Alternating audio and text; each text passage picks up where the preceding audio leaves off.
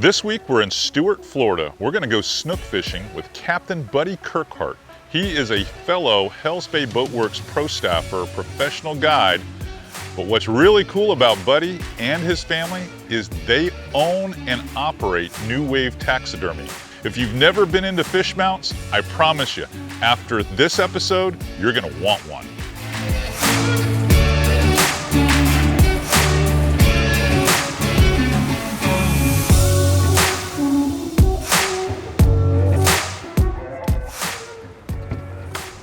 Another fisherman. You don't know who you're gonna meet. He's here all the time. He lives here. Let's go make a few. Yeah, this thing goes, so you gotta be careful with this one. This one here is like having a Mustang. Yeah. It's a muscle car. Stuart, Florida in particular has always been a major zone for snook fishing because we have one of the 3 major inlets on the East Coast where spawning takes place. And that is Fort Pierce Inlet, St. Lucie Inlet, and Jupiter Inlet. The primary spawns for the entire east coast of Florida take place in those 3 inlets. Stuart is right in the middle, and so we have historically had the largest population of spawning snook.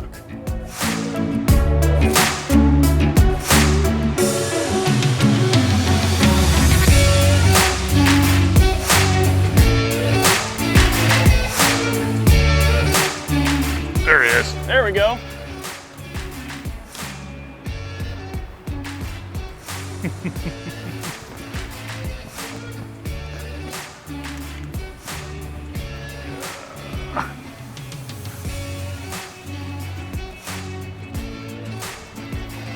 Little, but we'll take it. Hey, he's an icebreaker for me. Yeah? I've got him on this big stick, so he can't do a whole lot.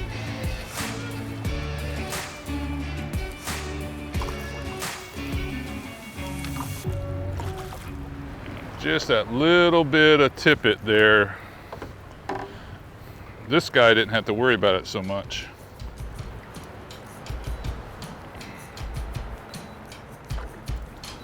I'm gonna spot lock us here, keep our place, and then we can resume once you're done.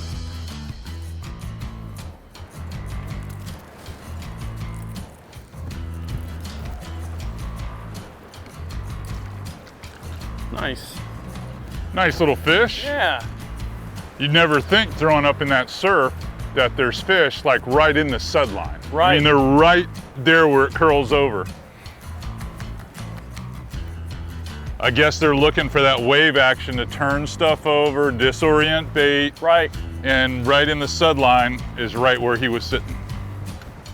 Well, and when the waves come through, it messes with the schools of minnows that are pushing through And here on the breaks them tide. all up. Yep. Disorients them a little bit. It's disorienting me, that's why I'm standing down in the cockpit now, like an old guy. Between the wave action and the wakes coming off the bigger boats, I mean, you gotta have some sure footing because it's sure. all confused in here right now. One of the unique challenges of fishing the Stuart area with artificials, especially around the docks and some of the rock groins and jetties and breakwaters around here, is the fact that 99% of the people that live here throw live pilchards to these fish. So the timing of when you come here to throw top water and suspending baits is really critical. You need to be doing it in the spring before all the pilchards show up, because if you don't do it then and you wait till the pilchards show up, so many people are swinging and chumming docks with pilchards, well, it makes it a lot tougher with artificial lures.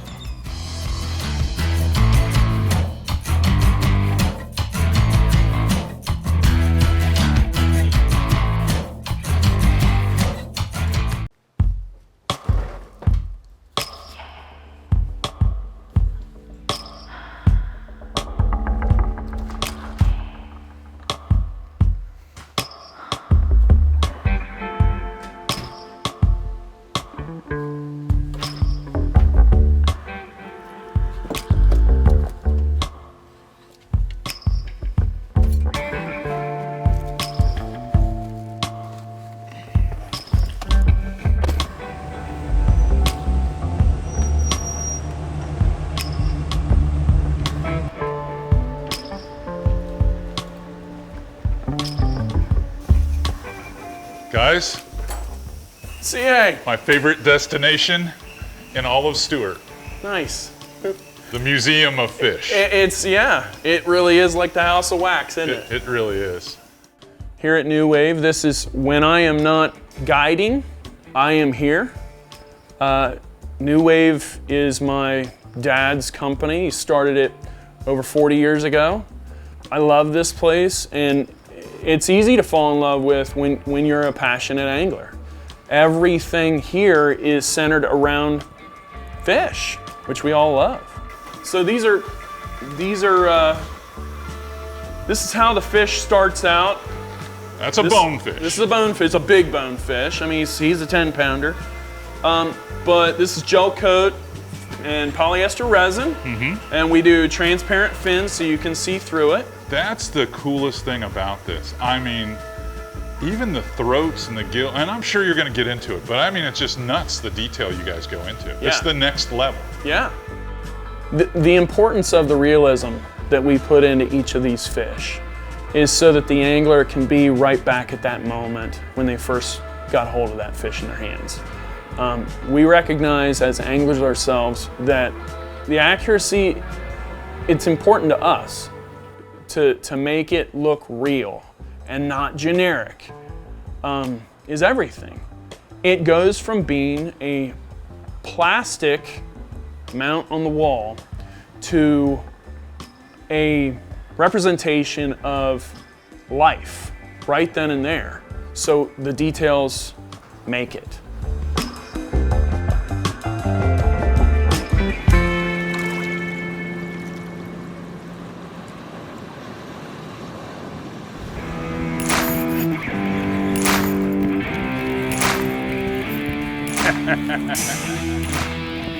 He hit it that time.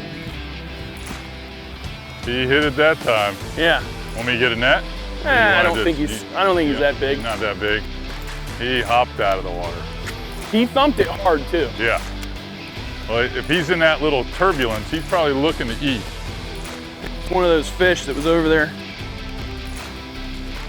Glad, Chad. No, this one I switched back to the catch. Oh, did you? Yeah, I did. Because I didn't want to get it caught up. Get your, yeah.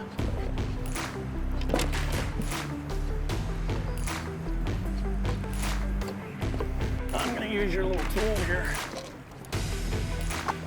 I'm gonna get a picture with you with that one. All right. Little social media time. Sitting there with that plug in his mouth. Got it. Nice. Be careful, have a good grip on them.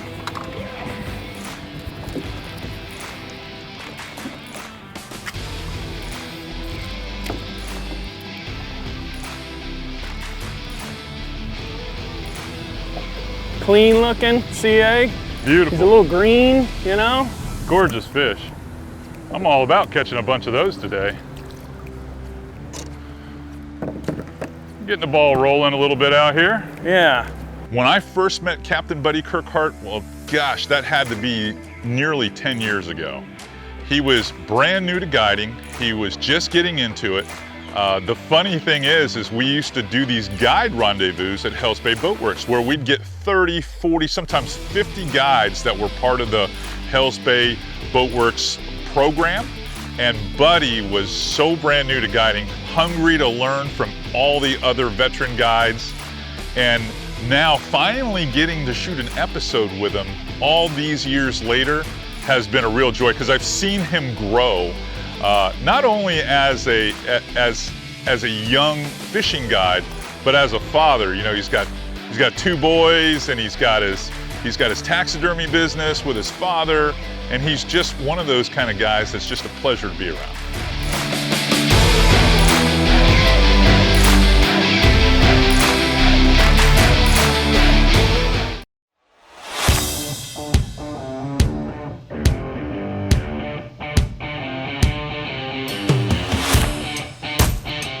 There are a number of places in South Florida that are heralded for catching big snook.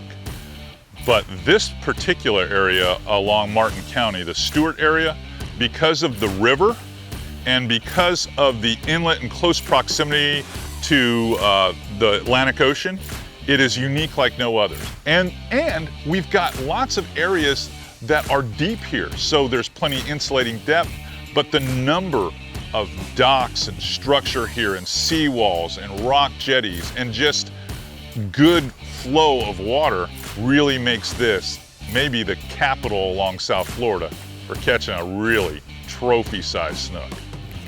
There we come go. on, eat it, damn it. That was a good fish too. Dude, he jumped out of the water to eat it and he didn't frickin' get it. No weight on it at all? No.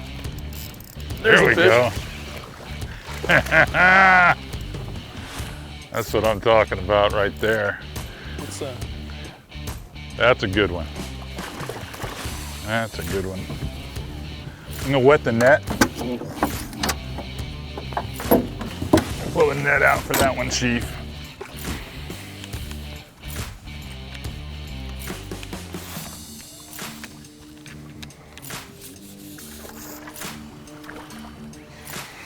Just because it's got some, you be careful. Bring it down. He doesn't want to go. Excellent. Keep him in the water. He choked that thing. Yeah, well, he really wanted it. Yeah, he's got it.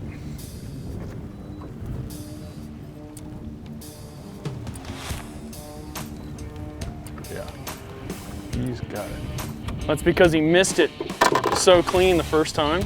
Yeah. Are we wrapped up?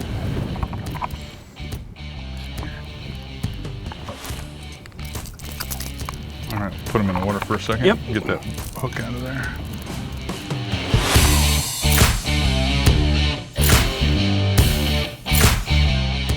Snook have this wide body. They're fairly rectangular. If you look at them, they're even on the front and on the back. A large caudal fin, a large tail. They can move a lot of water all at once. That black lateral line is not just to make them look like a Corvette with racing stripes. That actually has very specific purpose. They feel everything around them with that black lateral line. They can track prey just through that lateral line alone in the murkiest of conditions, which is actually what we caught those fish in. Nice. Let's go do that again. Yeah, man. Here's your rod. I think I have to retie. Catch 2000. Yeah.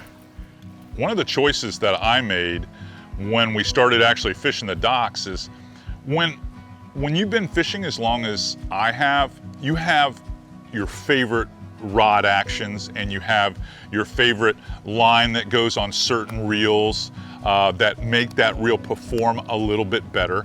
And then you make those up with favorite lures that cast well on those two factors, those two elements of your setup. Well, for me, growing up throwing a 51 MR was one of my absolute favorite plugs. We're talking about a plug that's been around for, I don't know, 35, 40, 45 years. But it's still, to this day, one of my favorite plugs because the weight of that plug matched with a 6'10" medium heavy rod for me on a casting reel allows me to make the most pinpoint accurate casts with that setup. And when you're fishing around all these snaggy docks around here, the ability to make accurate casts and always put it where it has to be, well, that's the difference of catching them or not catching them.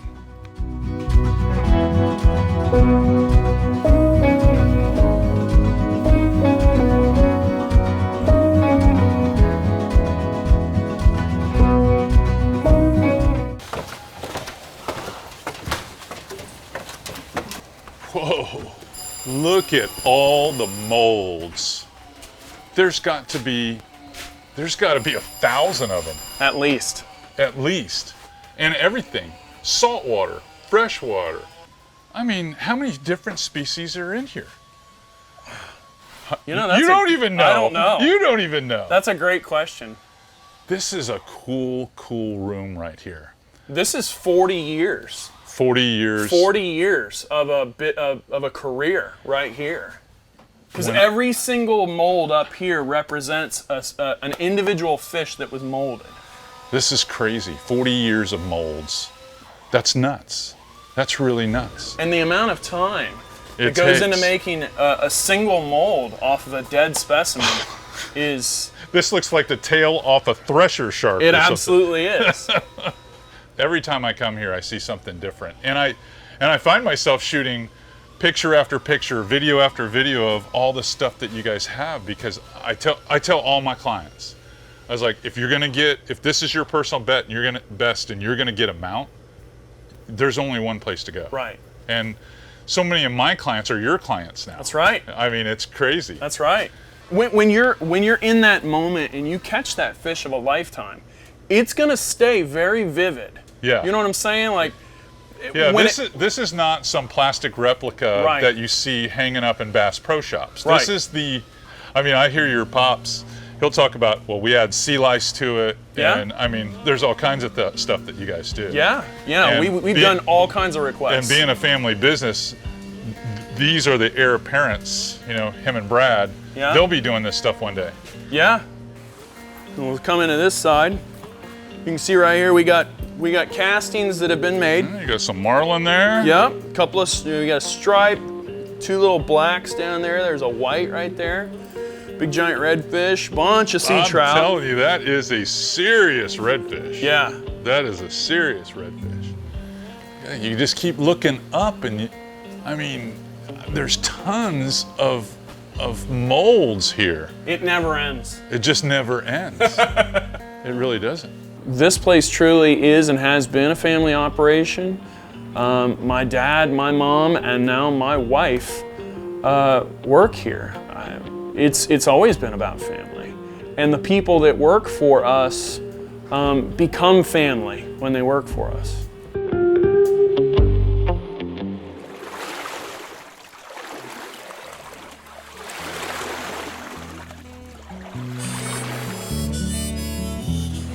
Let me ask you this.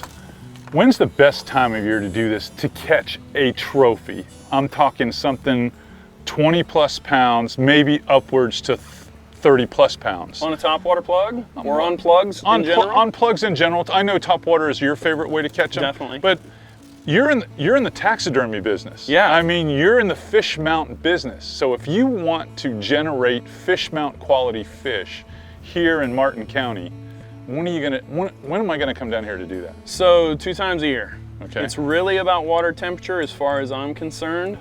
So generally mid to late March and into the 2nd week of April.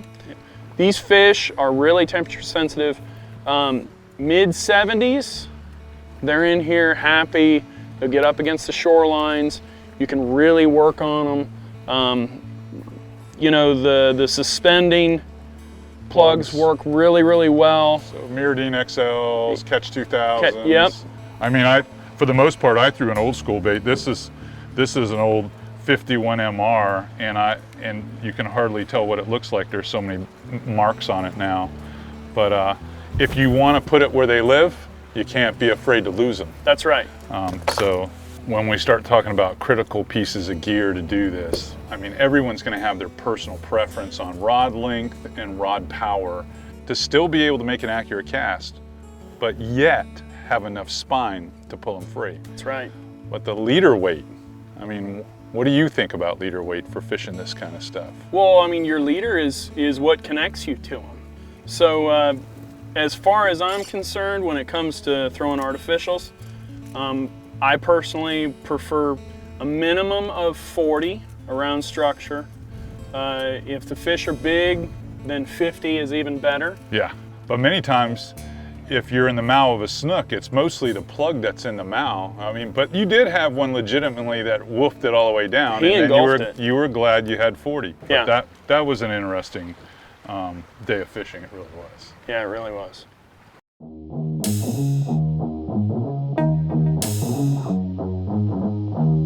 You know, to be honest with you, the chance just to spend time on the same skiff fishing with him was awesome.